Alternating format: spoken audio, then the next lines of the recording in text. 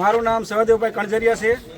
હું રણજીતગઢનો જ વતની છું અને અમારા જે આ ફાટકનો પ્રશ્ન છે ને એ અમારા ગામની લગભગ 90% જેટલી જમીન આ ફાટકથી ક્રોસ કરીને જવાની હોય છે.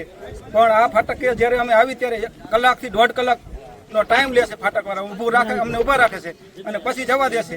અને અમારે જે મજૂર લઈને જવાનું હોય ત્યારે અમારે એક મજૂરનું 1 કલાકે 100 રૂપિયાનો ચાર્જ લાગતો હોય છે. એ ચાર્જ અહીંયા ઊભા રહે 10 મજૂર હોય તો 1000 રૂપિયાનો ચાર્જ અમારે 1 કલાક અહીંયા જ લાગે છે.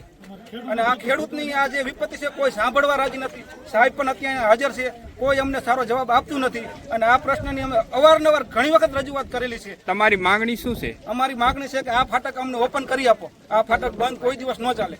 આ ફાટક જો ઓપન નહીં થાય તો અમારે આગળ જે કંઈ રજૂઆત અમારે કરવાનું થશે એ અમે કરવા તૈયાર છીએ.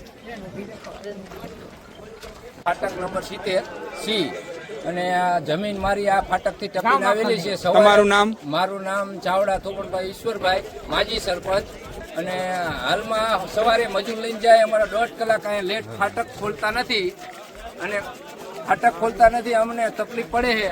અને જ્યાં ત્યારે હું સરપંચ હતો ત્યારે આ ફાટક 70ની આગળનું ફાટક તે મેં અહીંયા રોકાયેલું. અને એ ફાટકે આ ફાટકથી ઓલા ફાટક સુધી જે રોડ બનાવી દેવાનો હતો, હાલમાં અડધા ત્યાં રોડ અડધો બનાવેલો છે, નાલું બનાવ્યું છે, પણ અડધો હજી અહીંયા ખૂટા ખાડીને હાલની તારીખમાં બંધ કરેલું છે. અને એ ખોલવા બાબત હું આ રણજીતગઢના માજી સરપંચ તરીકે ફરજ બજાવું છું.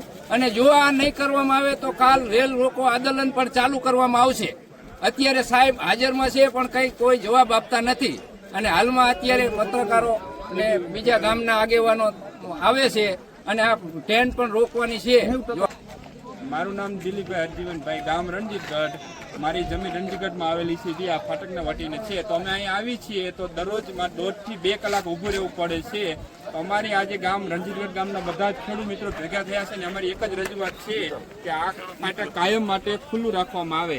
અત્યારે અમે આવી તો અમારે બહુ પરેશાની પડે છે. 1.5 થી 2 કલાક ઊભું રહેવું પડશે ફાટક માટે.